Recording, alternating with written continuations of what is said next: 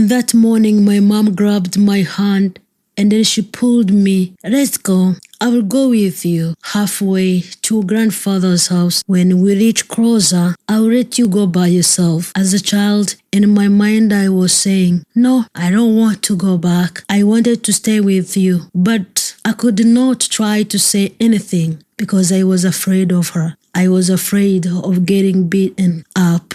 I had no other choice but to obey. So on the way to my grandfather's house, in my own thoughts, I would pretend after she said goodbye, and then I would sneak around. I would follow her slowly and slowly, hiding on the side of the walking path. I'll make sure she will not see me. Wherever she was going, I will follow her as long as I could continue to see her. I would be okay. I would make sure she will not see me. Unfortunately, my plan did not work as I planned. After we reached the place where she could say goodbye, something sharp within me rose up. When she told me, look, now you can see your grandfather's house. Go and behave, because from now on, you have to be with your grandfather. As I made a few steps forward, in less than 1 minute, I remembered everything she told me. I will never see her again. It made me panic. That was hard for me to take in. And at that moment, I felt like I could not breathe properly. I continued to go forward towards my grandfather's place, and my mother turned around, going back to her house to grab her things so she could leave. In a few steps I made going forward, my brain reminded me of every single word her stepmother and her young siblings told me, how they treated me, how abused me, refused to feed me. All struggles I went through when she was gone. Now I'm going back again. My heart started jumping. My mother is leaving me. I'm losing my mother, and I will not be able to see her again. With panic, I turned around. Then I ran after my mother. I held into her feet. I cried in deep pain. Mom, don't leave me. Don't send me back. Please, let me go with you. I mourned.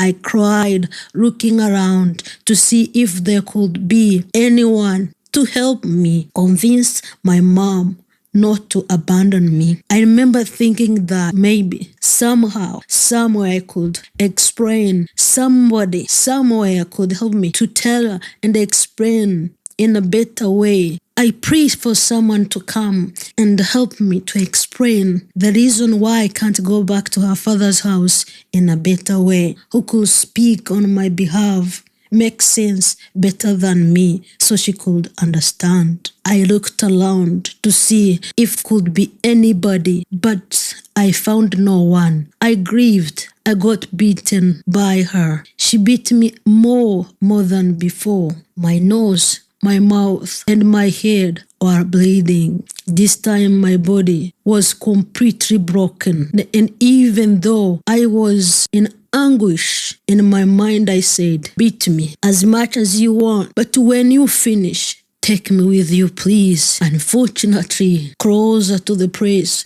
where I was being destroyed, there was a big hole, a pond, a place where they used to dig and pull out mud to make bricks. And at that time, it was the raining season, deep down. And then my mother lifted me up and dumped me in that hole. And then she left me there. My mother left me there. And then she left me fighting for my life. It happened that someone was looking, and my grandfather was on his way to my mom's house. My grandfather, along with people who heard me crying, came and took me out of that hole. As they pulled me out of that hole, my mom had already left long ago. I remember telling my grandfather, take me to my mother's house.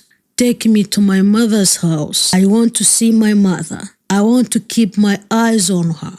I don't want my mother to leave me again. Just take me to my mother's house. She's at home. Just take me there. I want my mother. She's at home. Take me home. Don't take me with you, grandfather. My grandfather tried to explain and tell me that my mom was already gone, but I could not believe him. I felt like there was no way that could happen. My mom will never leave me again. My grandfather and I, we went to my mom's house, but when we got there, the door was closed and she was already gone.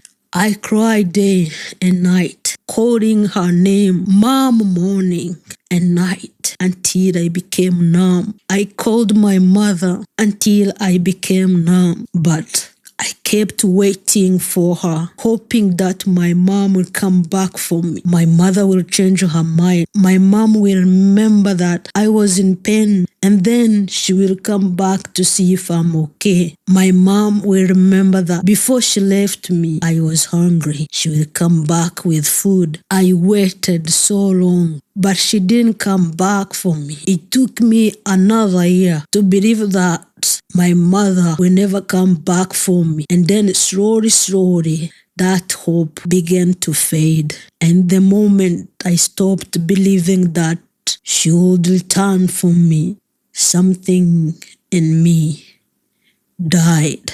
I'm not